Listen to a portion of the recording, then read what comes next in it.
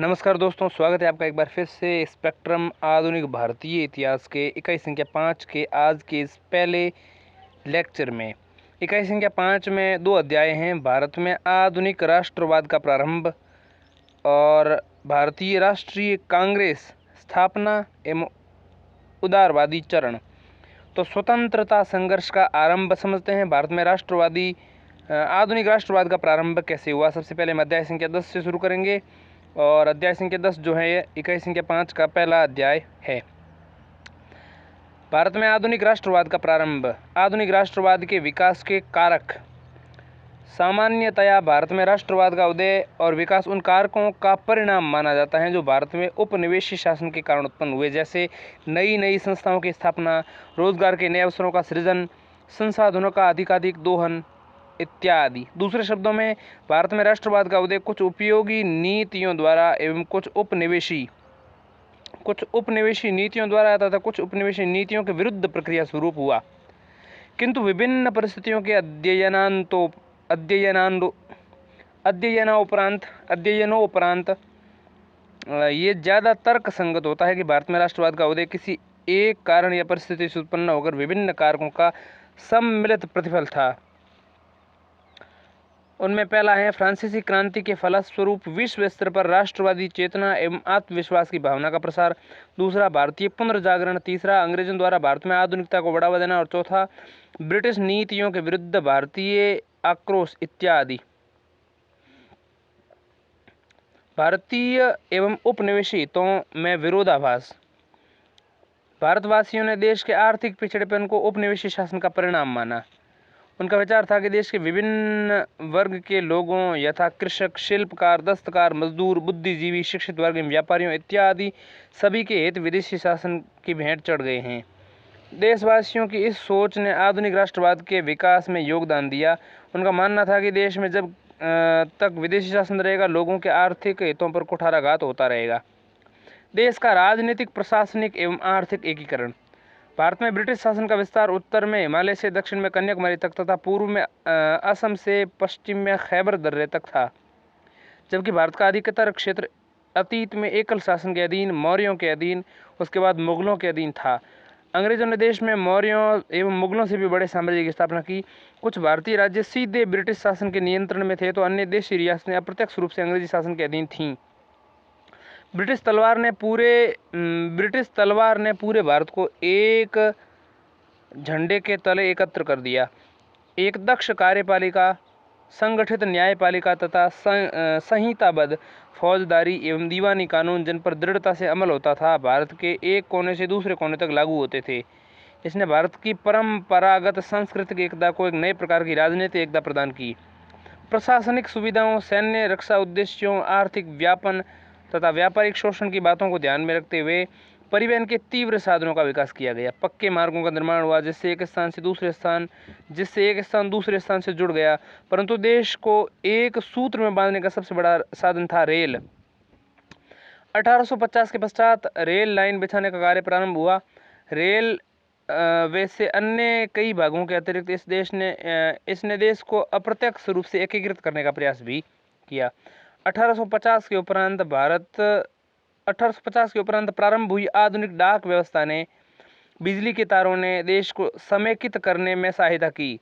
इसी प्रकार आधुनिक संचार साधनों ने भारत के विभिन्न भागों में रहने वाले लोगों को एक दूसरे से संबंध बनाए रखने में सहायता दी। इससे राष्ट्रवाद को बढ़ावा मिला।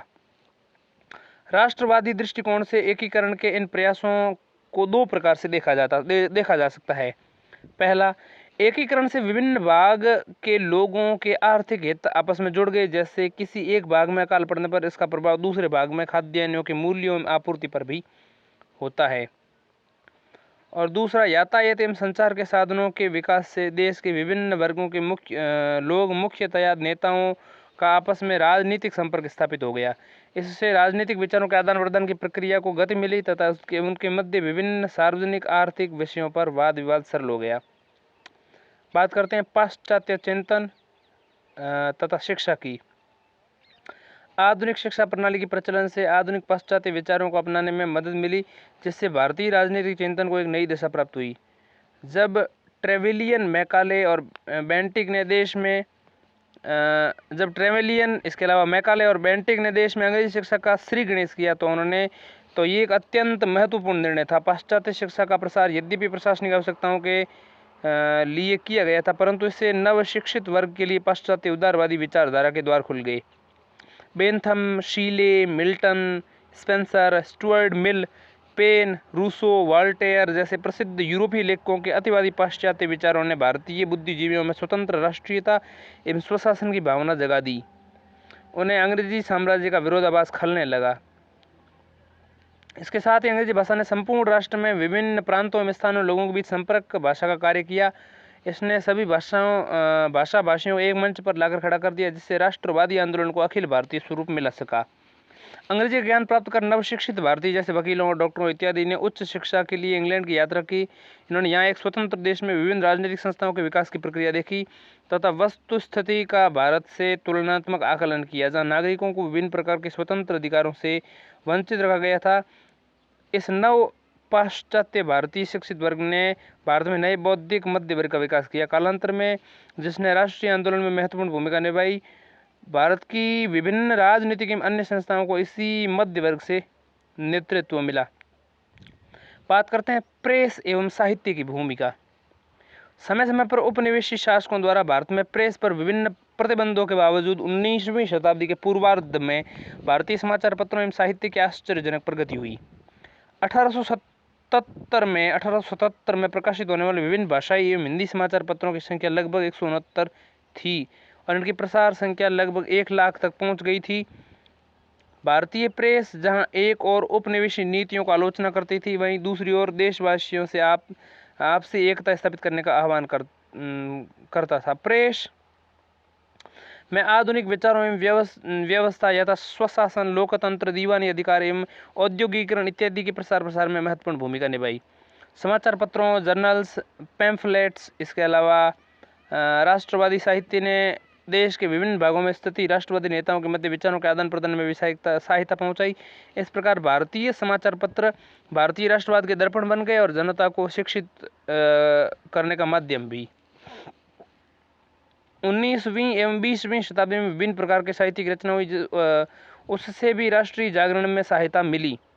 विभिन्न कविताओं, निबंधों, कथाओं, इसके अलावा उपन्यासों, गीतों ने लोगों में देशभक्ति एवं राष्ट्र प्रेम की भावना जागृत की। हिंदी में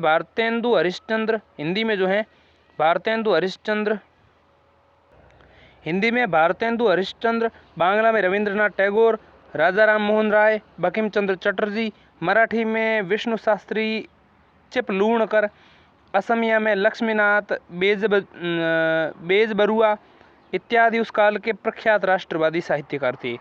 इन साहित्यकारों ने अपनी रचनाओं द्वारा भारतीयों में स्वतंत्रता, समानता, एकता, भाईचारा एवं राष्ट्रीयता की भावना को बढ़ावा दिया। साहित्यकारों के इन प्रयासों से आधुनिक राष्ट्रवाद के विकास को प्रोत्साहन मिला। भारत के अतीत का पुनः अध्ययन। 19वीं शताब्दी के प्रारंभ में भारतवासियों को अपने प्राचीन इतिहास का ज्ञान अत्यंत कम था। वे केवल मध्यकालीन या 18वीं सदी के इतिहास से ही थोड़ा बहुत परिचित थे, किंतु तत्कालीन प्रसिद्ध यूरोपीय इतिहासकारों जैसे Max Muller, Monier Williams, Roth, इसके अलावा सैसून तथा विभिन्न राष्ट्रवादी इतिहासकारों जैसे R.G. भंडारकर, इसके अलावा R.L. मित्रा, इसके अलावा स्वामी विवेकानंद इत्यादि ने भारत की प्राचीन सांस्कृतिक विरासत को पुनर्व्याख्यायित कर राष्ट्रवाद की एक नई तस्वीर पेश की। इन्होंने अथक परिश्रम कर कला, साहित्य, वास्तुकला, संगीत, दर्शन, विज्ञान तथा गणित इत्यादि के क्षेत्रों में भारतीय उपलब्धियों एवं मानव सभ्यता के विकास में भारत के योगदान को पुनः प्रकाशित किया, जिससे लोगों में राष्ट्र प्रेम तथा राष्ट्रीयता की भावना जागृत हुई। यूरोपीय चिंतकों ने व्याख्या दी कि भारतीय तथा यूरोपीय एक ही प्रकार के आर्यों के संतान हैं। इसका भारतवासियों पर मनोवैज्ञानिक प्रभाव पड़ा और उनमें प्रजातिहीनता की भावना जाती रही। इससे देशवासियों की ये भ्रांति भी दूर हो गई कि वे सदैव ही गुलामी की दास्ता से अधीन जीते रहे हैं। बात करते हैं सामाजिक धार्मिक सुधार आंदोलनों का विकासात्मक स्वरूप। 19वीं शताब्दी में भारत में विभिन्न सामाजिक एवं धार्मिक आंदोलन प्रारंभ हुए। इन आंदोलनों ने सामाजिक धार्मिक नवजागरण का कार्य किया और सारे देश को प्रभावित किया। आंदोलनकारियों ने व्यक्ति स्वातंत्र्य, सामाजिक एकता और राष्ट्रवाद के सिद्धांतों पर जोर दिया, उनके लिए संघर्ष किया।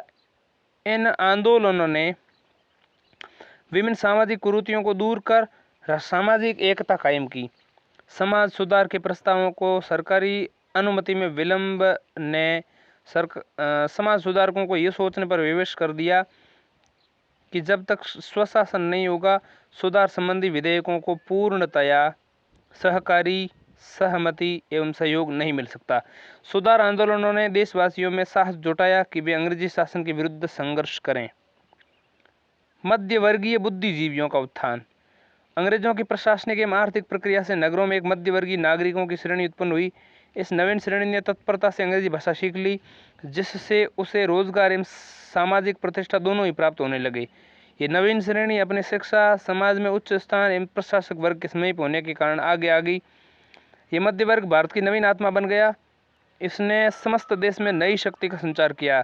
इसी वर्ग ने राष्ट्रीय आंदोलन को उसके सभी चरणों में नेतृत्व प्रदान किया। समकालीन घटनाओं का विश्वव्यापी प्रभाव। दक्षिण अमेरिका में स्पेनी एवं पुर्तगाली उपनिवेश शासन की समाप्ति से अनेक नए राष्ट्रों का उदय हुआ। इसके अतिरिक्त यूनान एवं इटली के स्वतंत्रता आंदोलनों एवं आयरलैंड की घटनाओं ने भारतीयों को अत्यंत प्रभावित किया। बात करते हैं विदेशी शासकों का जातीय अहंकार तथा प्रतिक्रियावादी नीतियाँ। अंग्रेज शासकों के जातीय अहंकार एवं श्रेष्ठता की भावना ने भारतीयों को अत्यंत आहत किया। अंग्रेज अधिकारियों एवं कर्मचारियों ने खुलेआम शिक्षित भारतीयों को अपमानित किया और कई बार उन पर प्रहार किए। अंग्रेज भारतीयों को अनेक अपमानजनक शब्दों से संबोधित करते थे। एक नवीन जीवन कई भारतीयों के जीवन से अधिक मूल्यवान समझा जाता था। उच्च एवं महत्वपूर्ण पदों पर भारतीयों की नियुक्ति का अधिकार नहीं था। इन सभी कारणों से त्वचा के गोरेपन एवं प्रजातीय श्रेष्ठता के रंग में डूबे अंग्रेजों के प्रति भारतीयों में घृणा पैदा हो गई। जातीय अहंकार का सबसे घृणित रूप था न्याय में असमानता। अंग्रेज तथा भारतीयों के झगड़े में दोषी होने पर अंग्रेजों को दोष मुक्त करार दिया जाता था और दोषहीन होने पर भी भारतीयों को कठोर दंड से प्रताड़ित किया जाता था। लॉर्ड लिटन की विभिन्न प्रतिक्रियावादी नीतियों जैसे इंडियन सिविल सर्विस में प्रवेश की न्यूनतम आयु 21 से घटाकर 19 वर्ष करना 1876 में, जब पूरा दक्षिण भारत भयंकर अकाल की चपेट में था, तब भव्य दिल्ली दरबार का आयोजन 1877 में। ठीक है, मतलब इंडियन सिविल सर्विस की आयु जो है 21 से घटाकर 19 वर्ष कर दी।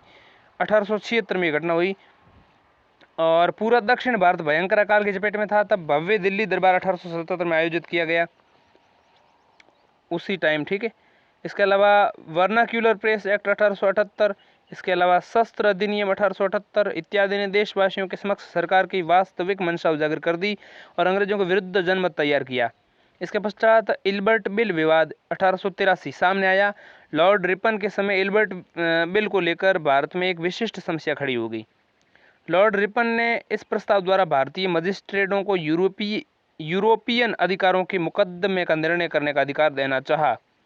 इस बात पर संपूर्ण भारत और इंग्लैंड में अंग्रेजों ने संगठित होकर ऐसी तीव्र आंदोलन किया कि इस प्रस्ताव का संशोधित रूप ही कानून बन सका। इसमें काले और गोरे को लेकर जो विवाद खड़ा हुआ उससे स्पष्ट हो गया कि अंग्रेज रंग के आधार पर भारतीयों से कितना घृणा करते थे। इससे भारतीयों में अंग्रेजों के विरुद्ध नफरत पैदा हो गई और उनमें संगठित होकर आंदोलन करने की प्रेरणा जागी। कांग्रेस के गठन से पूर्व राजनीतिक संस्थाएं। भारतीय राष्ट्रीय कांग्रेस में प्रथम राजनीतिक संगठन नहीं था। हालांकि 19वीं शताब्दी के पूर्वार्ध में भारत में अधिकतर जिन राजनीतिक संस्थाओं की स्थापना हुई उसका नेतृत्व मुख्य रूप से समृद्ध एवं प्रभावशाली वर्ग द्वारा किया गया। इन संस्थाओं का स्वरूप स्थानीय या क्षेत्रीय था। इन्होंने विभिन्न याचिकाओं एवं प्रार्थना पत्रों के माध्यम से ब्रिटिश संसद के समक्ष निम्न मांगे रखी। पहला, प्रशासनिक सुधार। दूसरा, प्रशासन में भारतीयों की भागीदारी को बढ़ावा। और तीसरा, शिक्षा का प्रसार।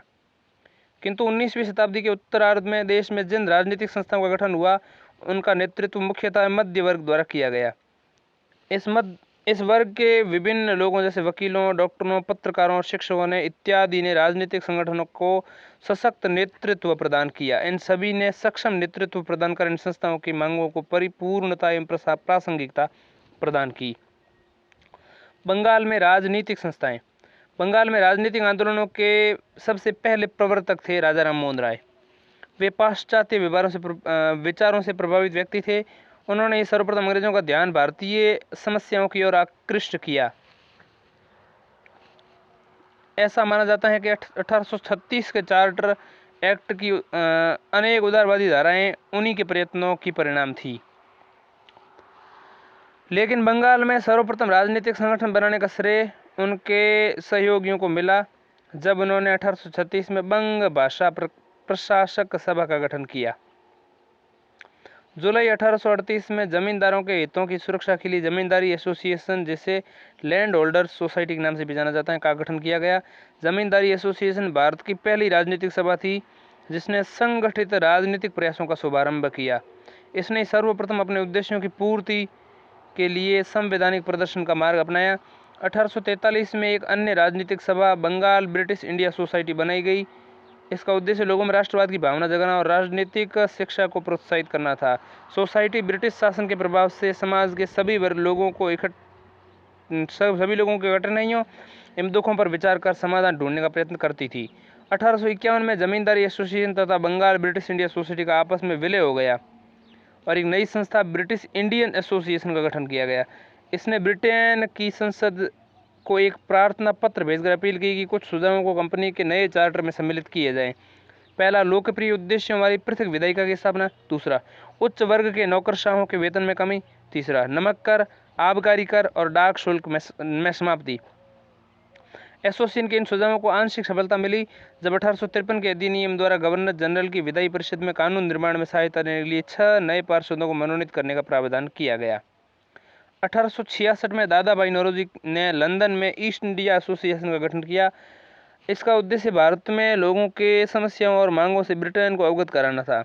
भारतवासियों के पक्ष में इंग्लैंड में जन समर्थन तैयार करना था। कालांतर में भारत के विभिन्न भागों में इसकी शाखाएं खुल गई।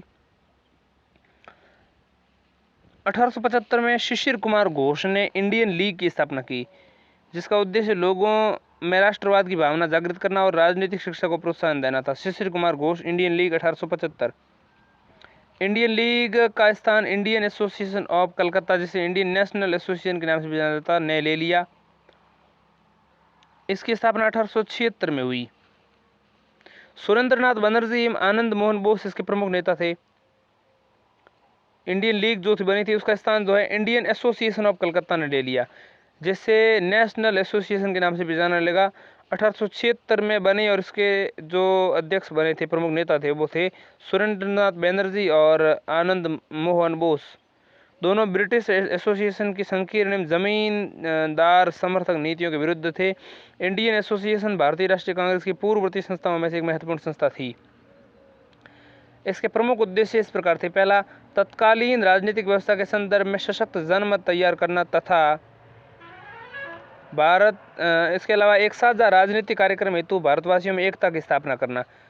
इसने 1877 में भारतीय सिविल सेवा परीक्षा के अभ्यर्थियों की आयु सीमा घटाने का विरोध किया। एसोसिएशन ने विभिन्न इंग्लैंड एवं भारत में 7 परीक्षा कराने और उस उच्च प्रशासनिक पदों का भारतीयीकरण करने की मांग की। इसने दमनकारी आर्म्स एक्ट और वर्नेकुलर प्रेस एक्ट के विरुद्ध प्रसार अभियान चलाया। एसोसिएशन की शाखाएं बंगाल के अनेक स्थानों और बंगाल से बाहर भी कई स्थानों पर खोली गई। एसोसिएशन ने निम्न आय के लोगों को आकृष्ट करने के लिए सदस्यता शुल्क काफ़ी कम रखा। एसोसिएशन ने 28-30 दिसंबर 1833 में कलकत्ता में पहला अखिल भारतीय सम्मेलन आयोजित किया। 28-30 दिसंबर 1833 में इसने देश में विभिन्न भागों से 100 से अधिक प्रतिनिधियों ने भाग लिया। इस प्रकार एसोसिएशन अखिल भारतीय तर्कवादी संगठन के रूप में भारतीय राष्ट्रीय कांग्रेस की अग्रदूत थी। बाद में इसका विलय 1886 में भारतीय राष्ट्रीय कांग्रेस में हो गया। बम्बई में राजनीतिक संस्थाएं। बम्बई में सर्वप्रथम राजनीतिक संस्था बॉम्बे एसोसिएशन थी, जिसका गठन 26 अगस्त 1852 को कलकत्ता ब्रिटिश इंडिया एसोसिएशन के नमूने पर किया गया।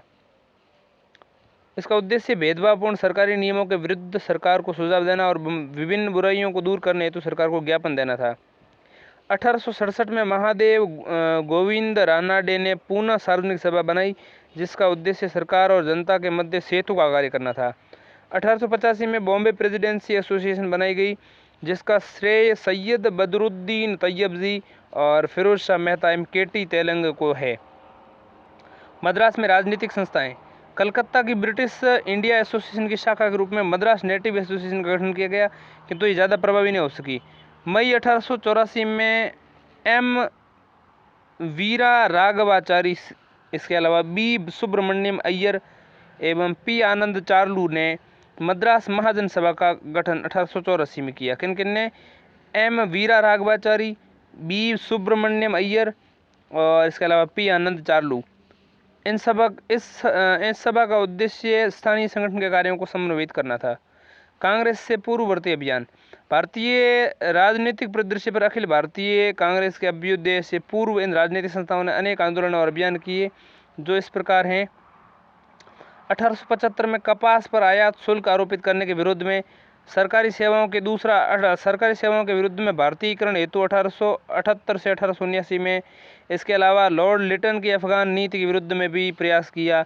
इसके अलावा शस्त्र अधिनियम 1878 के विरोध में, इसके अलावा वर्नाकुलर प्रेस एक्ट 1878 के भी विरोध में, इसके अलावा स्वयंसेवक सेना में प्रवेश के अधिकार के समर्थन में, इसके अलावा plantation labour England immigration act के विरोध में, इसके अलावा एल्बर्ट बिल के समर्थन में, इसके अलावा राजनीतिक प्रदर्शनों हेतु अखिल भारतीय कोष की स्थापना के समर्थन में, इसके अलावा ब्रिटेन में भारतीय का समर्थन करने वाले दल के लिए मतों हेतु, इसके अलावा भारतीय सिविल सेवा में प्रवेश की न्यूनतम आयु कम करने के समर्थन में इंडियन एसोसिएशन ने इस संबंध में अखिल भारतीय प्रदर्शन किया। इसे ही भारतीय सिविल सेवा प्रदर्शन के नाम से भी जाना जाता है। जवाहरलाल नेहरू के प्रमुख विचारों में आप जानते हैं तो जवाहरलाल नेहरू क्या कहना है? ब्रिटिश शासन द्वारा स्थापित भारत की प्रशासनिक एकता में सामान्य अधीनता की भावना को जन्म दिया।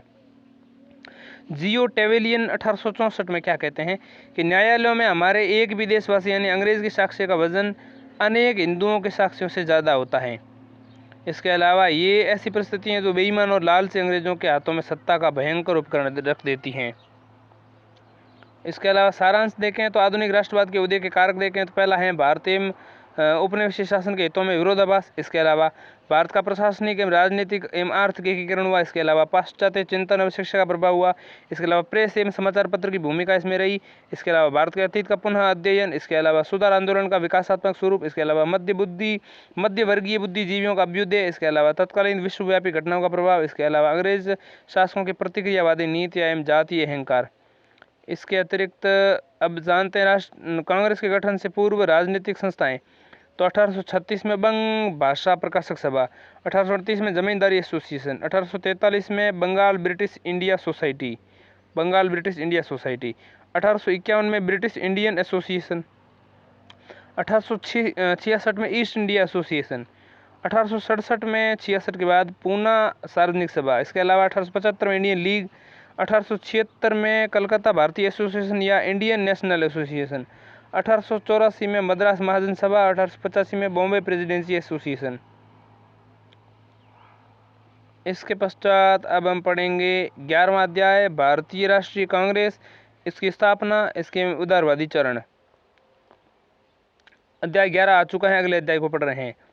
भारतीय राष्ट्रीय कांग्रेस की स्थापना। कांग्रेस के गठन से पूर्व देश में एक अखिल भारतीय संस्था के गठन की भूमिका तैयार हो चुकी थी।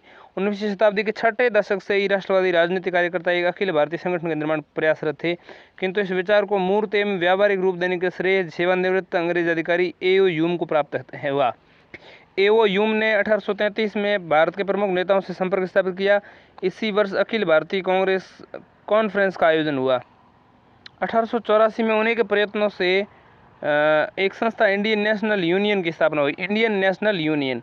इस यूनियन ने पूना में 1885 में राष्ट्र के विभिन्न प्रतिनिधियों का सम्मेलन आयोजित करने का निर्णय लिया और इस कार्य का उत्तरदायित्व भी ए.ओ. ह्यूम को सौंपा गया। 1885 में पहला सम्मेलन, लेकिन पूना में हैजा फैल जाने के कारण उसी वर्ष से सम्मेलन जो है मुंबई में आयोजित किया गया। उसी वर्ष ये सम्मेलन मुंबई में आयोजित हुआ, पूना में नहीं हो सका। सम्मेलन में भारत के सभी प्रमुख शहरों के प्रतिनिधियों ने भाग लिया। यही सर्वप्रथम अखिल भारतीय कांग्रेस का गठन किया गया। ए.ओ. ह्यूम के अतिरिक्त सुरेंद्रनाथ बनर्जी और आनंद मोहन बोस कांग्रेस के प्रमुख वास्तुविद यानी आर्किटेक्ट्स माने जाते हैं। ठीक, इसके अलावा देखिए ए.ओ. ह्यूम के अतिरिक्त सुरेंद्रनाथ बनर्जी और आनंद मोहन बोस। कांग्रेस के प्रथम अधिवेशन की अध्यक्षता व्योमेश चंद्र बनर्जी ने की और इसमें 72 प्रतिनिधियों ने भाग लिया। इसके पश्चात प्रतिवर्ष भारत के विभिन्न शहरों में इसका वार्षिक अधिवेशन आयोजित किया जाता था। देश के प्रख्यात राष्ट्रवादी नेताओं ने कांग्रेस के प्रारंभिक चरण में इसकी अध्यक्षता की और उसे सुयोग्य नेतृत्व प्रदान किया। इसमें प्रमुख हैं दादा भाई नौरोजी, 3 बार अध्यक्ष रहे, बदरुद्दीन तैयब, फिरोज शाह मेहता, इसके अलावा पी आनंद चार्लू और सुरेंद्रनाथ बनर्जी और रमेश चंद्र दत्त एवं आनंद मोहन बोस और गोपाल कृष्ण गोखले। कांग्रेस के अन्य प्रमुख नेताओं में महादेव गोविंद रानाडे, बाल गंगाधर तिलक, शिशिर कुमार घोष, मोतीलाल घोष, मदन मोहन मालवीय, जी सुब्रमण्यम अय्यर, इसके अलावा सी विजय राघवाचार्य एवं देनचा ई वाचा आदि के नाम से उल्लेखनीय हैं। कलकत्ता विश्वविद्यालय की प्रथम महिला स्नातक कादम्बिनी गांगुली ने 1890 में प्रथम बार राष्ट्र कांग्रेस को संबोधित किया। इस संबोधन का कांग्रेस के इतिहास में दूरगामी महत्व था, क्योंकि इससे राष्ट्रीय स्वतंत्रता संघर्ष में महिलाओं की सहभागिता परिलक्षित होती है। भारतीय राष्ट्रीय कांग्रेस के अतिरिक्त प्रांतीय सभाओं, संगठनों, समाचार पत्रों, साहित्य के माध्यम से भी राष्ट्रवादी गतिविधियां संचालित होती रहीं। क्या कांग्रेस की स्थापना के पीछे सेफ्टी वाल्व की अवधारणा थी? कहा जाता है कि ए.ओ. ह्यूम ने राष्ट्रीय कांग्रेस की स्थापना जिन मुख्य लक्ष्यों को ध्यान में रखकर सहयोग दिया था, उसमें सबसे प्रमुख था अंग्रेजी शासन के विरुद्ध बढ़ते हुए जन असंतोष के लिए सुरक्षा कवच यानी सुरक्षा कपाट यानी कि सेफ्टी वाल्व की व्यवस्था करना। ऐसा कहा जाता है कि सरकारी अधिकारियों के रूप में कार्य करते हुए ह्यूम को कुछ ऐसी सूचनाएं प्राप्त हुई थी कि शीघ्र ही राष्ट्रीय विद्रोह के होने की संभावना है। यदि कांग्रेस का गठन हो जाए तो जनता दबी हुई भावनाओं एवं उद्गारों को बाहर निकालने का अवसर प्रदान करने वाली संस्था सिद्ध हो जाएगी, जो ब्रिटिश सरकार को किसी भी प्रकार से हानि होने से बचाएगी।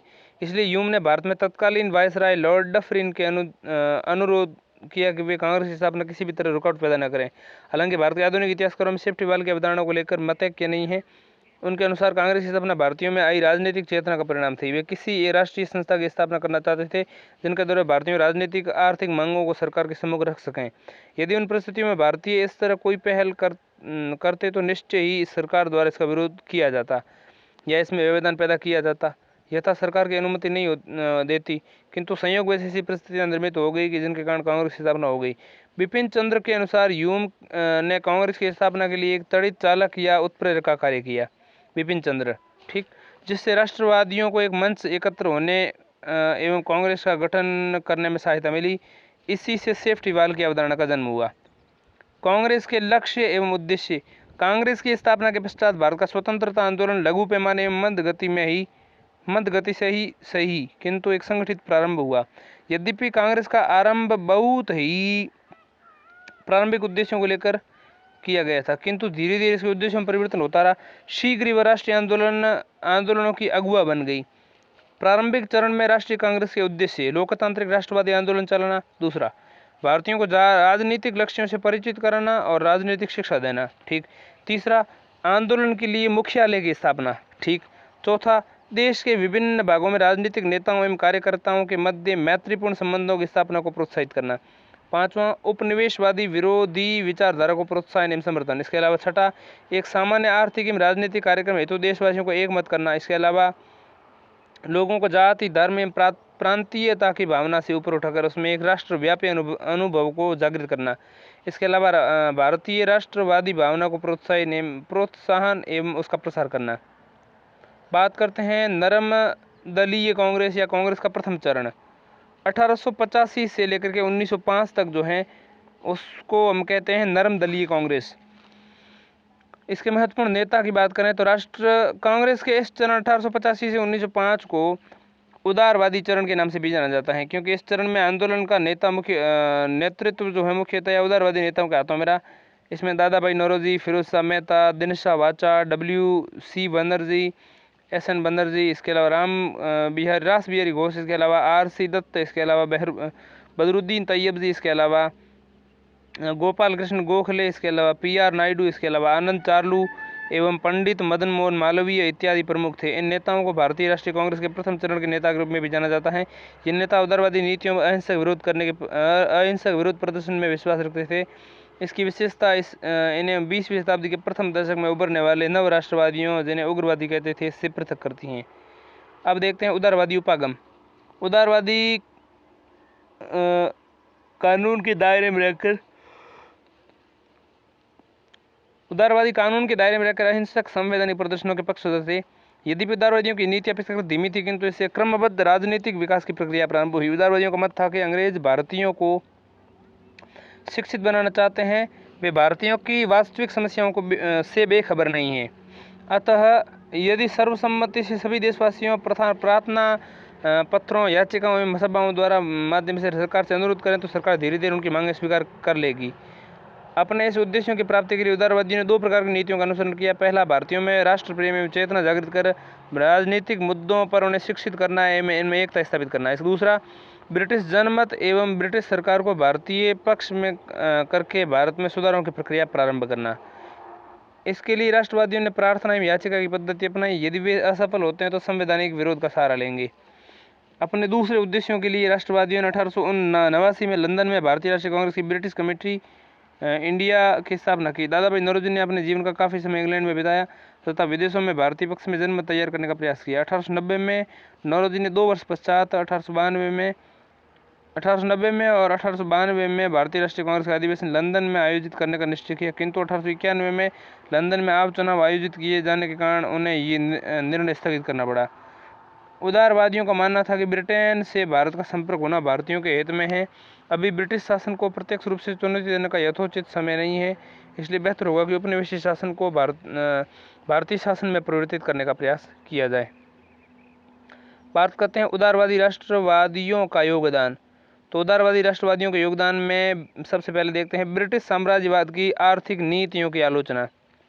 अनेक उदारवादी नेताओं जैसे दादा भाई नौरोजी, R.C. दत्त, इसके अलावा दिनचा वाशा, इसके अलावा कुछ अन्य ने ब्रिटिश शासन की शोषण मूलक आर्थिक नीतियों का अनावरण किया तथा उसके द्वारा भारत में किए जा रहे आर्थिक शोषण के लिए निकास सिद्धांत का प्रतिपादन किया। निकास सिद्धांत इन्होंने स्पष्ट किया कि ब्रिटिश साम्राज्य की नीतियों का परिणाम भारत में निर्धन बनाना है। ब्रिटिश साम्राज्य की नीतियों का परिणाम जो है भारत को निर्धन बनाना है। इनके अनुसार सोची समझी रणनीति के तहत किस प्रकार भारतीय कच्चे संसाधनों का निर्यात किया जा रहा है, ब्रिटेन में निर्मित माल को भारतीय बाजारों में खपाया जाता है, वह भारत की खुली लूट है। इस प्रकार इन उदारवादियों ने अपने प्रयासों से एक ऐसा सशक्त भारतीय जनमत तैयार किया जिसका मानना था कि भारत की गरीबी एवं आर्थिक पिछड़ेपन का कारण यही है उपनिवेशी शासन। इन्होंने ये भी बताया कि भारत में पदस्थ अंग्रेज अधिकारी एवं कर्मचारी वेतन एवं अन्य उपहारों के रूप में भारतीय धन का काफ़ी बड़ा हिस्सा ब्रिटेन भेजते हैं, जिससे भारतीय धन का तेजी से इंग्लैंड की ओर प्रवाह हो रहा है। इन्हीं के विचारों से प्रभावित होकर उदारवादियों ने एक स्वर से सरकार से भारत की गरीबी दूर करने के लिए 2 प्रमुख उपाय सुझाए। पहला, भारत में आधुनिक उद्योगों का तेजी से विकास, दूसरा संरक्षण एवं दूसरा भारतीय उद्योगों को बढ़ावा देने के लिए विदेशी वस्तुओं का प्रयोग एवं विदेशी चीज़ों का बहिष्कार। इसके अतिरिक्त उन्होंने भू राजस्व में कमी करने, नमक कर का उन्मूलन करने, बागान श्रमिकों की दशा सुधारने, सैन्य खर्च में कटौती करने की भी मांग की। विस्तृत अध्ययन के लिए हम भारत में ब्रिटिश शासन का आर्थिक प्रभाव नामक अध्याय 28 में देखेंगे। व्यवस्थापिका में संवैधानिक सुधार एवं अधिप्रचार। 1920 तक भारत में व्यवस्थापिकाओं को कोई वास्तविक प्रशासनिक अधिकार नहीं प्राप्त थे। 1920 तक भारत में व्यवस्थापिकाओं को कोई वास्तविक प्रशासनिक अधिकार प्राप्त नहीं थे। सर्वप्रथम 1861 में भारत परिषद अधिनियम द्वारा इस दिशा में कुछ खास कदम उठाए गए। मतलब कुछ कदम उठाए गए 1861 में। भारत परिषद अधिनियम जो 3 बार आए थे ना, उनमें 1861 का पहला है ये। सर्वप्रथम 1861 में भारत परिषद अधिनियम द्वारा इस दिशा में कुछ कदम उठाए गए। इस अधिनियम द्वारा केंद्रीय विधान परिषद का गठन किया गया। इसमें गवर्नर जनरल और उसकी काउंसिल के सदस्यों के अतिरिक्त 6 से 12 अतिरिक्त सदस्यों की व्यवस्था की गई। केंद्रीय विधान परिषद भारत के किसी भी विषय पर कानून बना सकती थी, लेकिन इस परिषद में भारतीय सदस्यों की संख्या अत्यल्प होती थी। 1862 से 1892 के मध्य 30 वर्षों की अवधि में केवल 45 भारतीय ही इस परिषद के सदस्य बन सके, जिनमें से अधिकांश धनी, प्रभावशाली एवं अंग्रेजों के भक्त थे। नाम मात्र के बौद्धिक व्यक्तियों एवं प्रख्यात लोगों को इसकी सदस्यता मिली। इनमें सैयद अहमद खान, कृष्णोदस पाल, V.N. मंडलिक, इसके अलावा K.L. नुलकर एवं रासबिहारी घोष प्रमुख थे। इस प्रकार 1861 के एक्ट ने ब्रिटिश भारत के केंद्रीय स्तर पर एक छोटी सी विधानसभा को जन्म दिया। 1885 से 1892 के मध्य राष्ट्रवादियों के संवैधानिक सुधारों की मांगें मुख्यतः 2 निम्न बिंदुओं पर केंद्रित रहीं। पहला, परिषदों का विस्तार हो, इसमें भारतीयों की भागीदारी को बढ़ाया जाए। इसके अलावा 1885 से 1892 के मध्य राष्ट्रवादियों की संवैधानिक मांगों में दूसरी मांग थी, परिषदों में सुधार लाया जाए, जैसे परिषदों को और अधिक अधिकार देना, मुख्यतः आर्थिक विषयों पर। प्रारंभिक राष्ट्रवादियों ने लोकतांत्रिक स्वशासन हेतु लंबी कार्य योजना बनाई। इसके संवैधानिक सुधारों की मांगों को सफलता तब मिली जब ब्रिटिश सरकार ने 1892 का भारतीय परिषद अधिनियम बनाया। किंतु इन अधूरे संवैधानिक सुधारों ने कांग्रेस संतुष्ट नहीं हुई। अपने वार्षिक अधिवेशनों में उसने इन सुधारों की जमकर आलोचना करी। इसके पश्चात उसने मांग की कि पहला कि इनमें निर्वाचित भारतीयों का बहुमत हो, दूसरा उन्हें बजट में नियंत्रण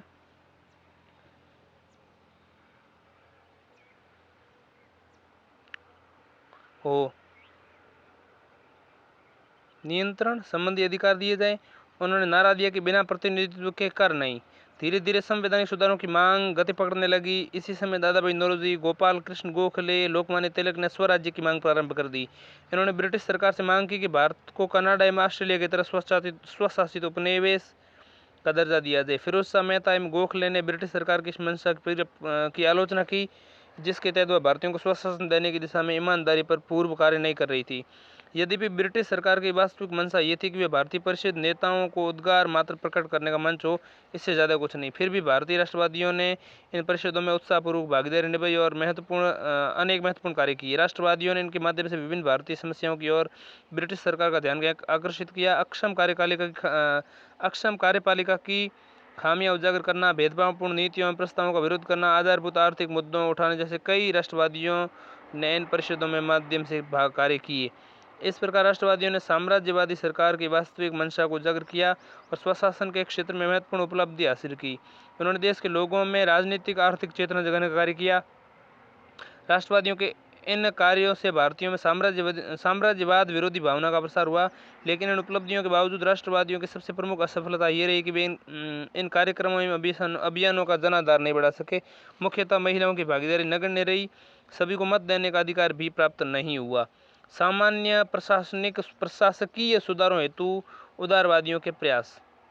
पहला, सरकारी सेवाओं के भारतीयकरण की मांग इनका आर्थिक आधार हो।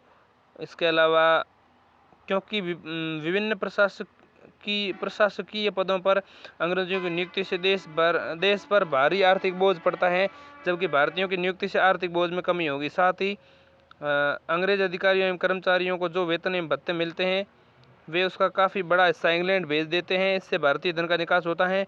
इसके अतिरिक्त नैतिक आधार पर भी ये गलत है। भारतीयों के साथ भेदभाव किया जाए तो उन्हें प्रशासकीय पदों से दूर रखा जाए। दूसरा, न्यायपालिकाओं का कार्यपालिका से पृथक्करण हो। तीसरा, पक्षपातपूर्ण एवं भ्रष्ट नौकरशाही एवं लंबी खर्चीली न्यायिक प्रणाली की भर्त्सना की जाए। इसके अलावा ब्रिटिश सरकार की आक्रामक विदेश नीति की आलोचना हुई। बर्मा के अधिग्रहण, अफगानिस्तान पर आक्रमण एवं उत्तर पूर्व जनजातियों के दमन का कड़ा विरोध हुआ। इसके अलावा विभिन्न कल्याणकारी मदों एवं स्वास्थ्य, स्वच्छता इत्यादि में ज़्यादा व्यय की मांग हुई। प्राथमिक में तकनीक शिक्षा में ज़्यादा व्यय पर जोर। इसके अलावा कृषि पर जोर, सिंचाई सुविधाओं का विस्तार, कृषकों हेतु कृषक बैंकों की स्थापना। इसके अलावा भारत के बाहर अन्य ब्रिटिश उपनिवेशों में कार्यरत भारतीय मजदूरों की दशा में सुधार करने की मांग। इसके साथ ही हो रहे अत्याचार एवं प्रजातीय उत्पीड़न को रोकने की अपीलें हुई। अब नागरिक अधिकारों की सुरक्षा की बात करें तो इसके अंतर्गत विचारों को अभिव्यक्त करने की स्वतंत्रता, संगठन बनाने की एवं प्रेस की स्वतंत्रता एवं भाषण की स्वतंत्रता के मुद्दे सम्मिलित थे। उदारवादी एवं नरमपंथियों के इन अधिकारों की प्राप्ति के लिए एक सशक्त आंदोलन चलाया गया। इस संबंध में भारतीय जनमानस को प्रभावित करने में सफलता पाई। इसके परिणाम स्वरूप शीघ्र ही नागरिक अधिकारों की सुरक्षा का मुद्दा राष्ट्रीय स्वतंत्रता आंदोलन का अभिन्न हिस्सा बन गया। उदारवादियों के इन कार्यों से भारतीयों में चेतना जागृत हुई एवं जब 1897 में बाल गंगाधर तिलक एवं अन्य राष्ट्रवादी नेताओं एवं पत्रकारों को गिरफ्तार किया गया तो इसके विरुद्ध तीव्र प्रतिक्रिया हुई।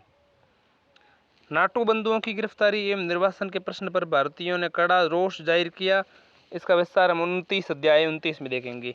प्रारंभिक राष्ट्रवादियों के कार्यों का मूल्यांकन। कुछ आलोचकों के मतानुसार भारतीय राष्ट्रीय आंदोलन ने नरमपंथियों का नाम मात्र का योगदान था इसमें, इसलिए वे अपने चरण में कोई ठोस उपलब्धि हासिल नहीं कर सके। इन आलोचकों का दावा है कि प्रारंभिक चरण में कांग्रेस शिक्षित मध्य वर्ग तथा भारतीय उद्योगपतियों का ही प्रतिनिधित्व करती थी। उनके अनुनय विनय की नीति को आंशिक सफलता ही मिली। उनकी अधिकांश मांगें सरकार ने स्वीकार नहीं की। निस्संदेह इन आलोचनाओं में पर्याप्त सच्चाई है, किंतु नरमपंथियों की कुछ एक उपलब्धियां भी थी जिन्होंने नजरअंदाज नहीं किया जा सकता। पहला, उन्होंने तत्कालीन भारतीय समाज को नेतृत्व प्रदान किया। दूसरा, साझा हित के सिद्धांतों पर आम सहमति बनाने एवं जागृति में वे काफ़ी हद तक सफल रहे। उन्होंने भारतवासियों में इस भावना की ज्योति जगाई कि वे सभी एक ही हैं, सभी जो हैं शत्रु हैं अंग्रेज के, साथ ही भारतीय एक ही राष्ट्र के नागरिक हैं। इसके अलावा उन्होंने लोगों को राजनीतिक कार्यों में दक्ष किया, आधुनिक विचारों को लोकप्रिय बनाया। इसके अलावा उपनिवेशवादी शासन के आर्थिक शोषण की नीति की उजागर किया। नरमपंथियों के राजनीतिक कार्य दृढ़ विश्वास पर अवलंबित थे, न कि उथली भावनाओं पर। इसके अलावा उन्होंने इस सच्चाई को सार्वजनिक किया कि भारत का शासन भारतीयों के द्वारा उनके हित में है। इसके अलावा उन्होंने भारतीयों में राष्ट्रवाद एवं लोकतांत्रिक विचारों में प्रतिनिधि संस्थाओं के विचारों को लोकप्रिय बनाया। एक समान राजनीतिक एवं आर्थिक कार्यक्रम विकसित किया, जिसके बाद में राष्ट्रीय आंदोलन को गति मिली। इसके अलावा उन्हीं के प्रयासों से विदेशों, विशेषकर इंग्लैंड में भारतीय पक्ष को समर्थन मिल सका। बात करते हैं जनसाधारण की भूमिका। भारतीय राष्ट्रीय आंदोलन के उदारवादी काल में कांग्रेस का जनाधार सीमित था तथा जन सामान्य ने इसमें शिथिल एवं निष्क्रिय भूमिका निभाई। इसका मुख्य कारण था प्रारंभिक राष्ट्रवादी जनसाधारण के प्रति ज़्यादा विश्वस्त नहीं थे। उनका मानना था कि भारतीय समाज अनेक जातियों उपजातियों में बटा हुआ है तथा इसके विचार एवं सोच संकीर्णता से उत्पन्न हैं। फलतः प्रारंभिक राष्ट्रवादियों ने उनकी उपेक्षा की। उदारवादियों का मत था कि राजनीतिक परिदृश्य पर उभरने से पहले जातीय विविधता के कारकों में एकीकरण की आवश्यकता है, लेकिन ये इस महत्व को नहीं समझ सके कि इस कारक में विविधता के बावजूद उसने भारतीय राष्ट्रीय आंदोलन के प्रारंभिक चरण में एक महत्वपूर्ण भूमिका निभाई। व्यापक जन समर्थन के अभाव में उदारवादी ब्रिटिश सरकार के विरुद्ध आक्रामक राजनीतिक रुख अख्तियार नहीं कर सके, किंतु बाद में राष्ट्रवादियों में उदारवादियों की सोच से अंतर था। उन्होंने राष्ट्रीय आंदोलन की सफलता के लिए जन सामान्य में व्यापक पैठ बनाई और जनाधार बढ़ाया। कालांतर में इसका लाभ आंदोलनकारियों को मिला। ब्रिटिश सरकार का रुख। कांग्रेस के जन्म के प्रारंभिक वर्षों में ब्रिटिश सरकार एवं भारतीय राष्ट्रीय कांग्रेस में कुछ समय के लिए सहयोगात्मक रुख बना रहा। उदारवादियों का विश्वास था कि भारत की स्थिति को ब्रिटिश शासन के अधीन रहकर ही सुधारा जा सकता है, किंतु 1887 के बाद कांग्रेस एवं सरकार के रिश्तों में कड़वाहट आने लगी। नरमपंथियों का भ्रम शीघ्र ही टूट गया क्योंकि शासन का वास्तविक स्वरूप उनके सामने आ गया। इस काल में कांग्रेस की आलोचना और तीव्र कर दी, फलतः दोनों के आपसी संबंध खराब हो गए। इसके पश्चात कांग्रेस विरोधी रुख अख्तियार कर लिया और राष्ट्रवादियों को राजद्रोही, ब्राह्मण एवं देशद्रोही, विप्लवकारी जैसी उपमाएं दी जाने लगी। लॉर्ड डफरिन ने कांग्रेस को राष्ट्रवादियों की संस्था कहकर पुकारा। कालांतर में सरकार के कांग्रेस के प्रति फूट डालो एवं राज करो नीति अपना ली। सरकार ने विभिन्न कांग्रेसी विरोध तत्वों जैसे यथा सर सैयद अहमद खान, बनारस नरेश, राजा शिव प्रसाद सिंह इत्यादि को कांग्रेस के कार्यक्रम में आलोचना करने तो उकसाया और कांग्रेस के विरोधी संगठन संयुक्त भारतीय राष्ट्रीय Congress and United Indian patriotic association की स्थापना में मदद की। सरकार ने संप्रदाय एवं विचारों के आधार पर राष्ट्रवादियों को फूस डालने का प्रयास किया, उग्रवादियों को उदारवादियों के विरुद्ध भड़काया, किंतु आपने अपने इन प्रयासों के पश्चात ब्रिटिश सरकार का राष्ट्रवाद में उफान को रोकने में सफल नहीं हो सकी।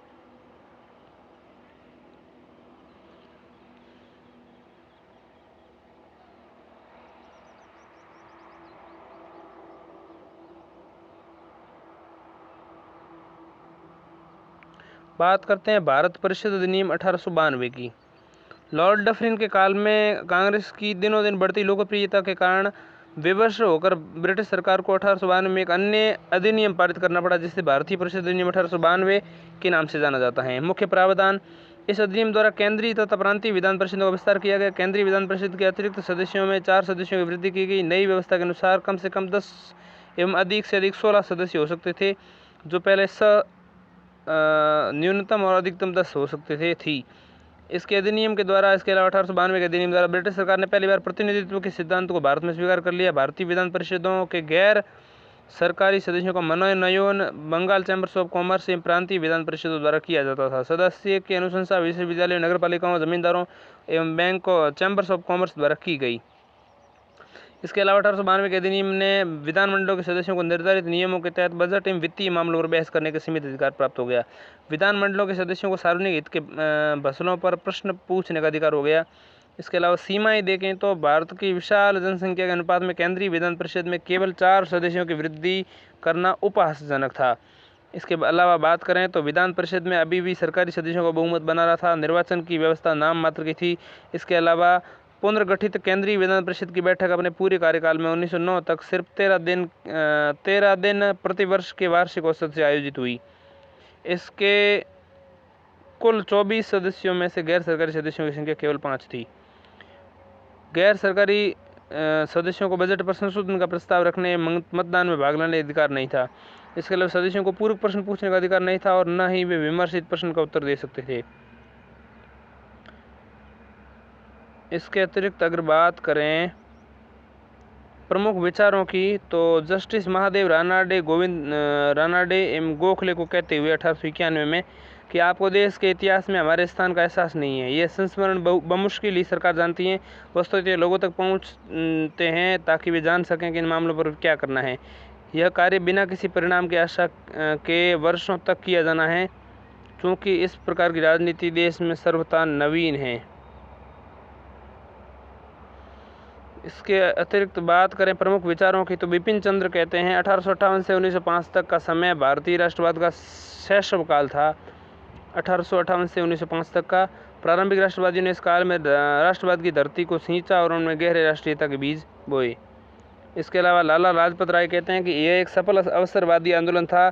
इसमें कपटी एवं पाखंडियों के लिए अवसर खोले गए। इसमें कुछ लोगों को राष्ट्रवाद के नाम पर भुनाने का अवसर दिया। इसके अलावा दादा भाई नौरोजी 1906 में कहते हैं कि हम कोई भीख नहीं मांगते, हमें केवल न्याय चाहिए। ब्रिटिश साम्राज्य में नागरिक होने के नाते क्या हमें अधिकार हैं हमारी मीमांसा किए बिना ही केवल एक शब्द स्वराज्य के लिए सब कुछ व्यक्त किया जा सकता है। वैसा ही स्वराज्य जैसा आयरलैंड और कनाडा और अन्य ब्रिटिश उपनिवेशों में प्रचलित हैं।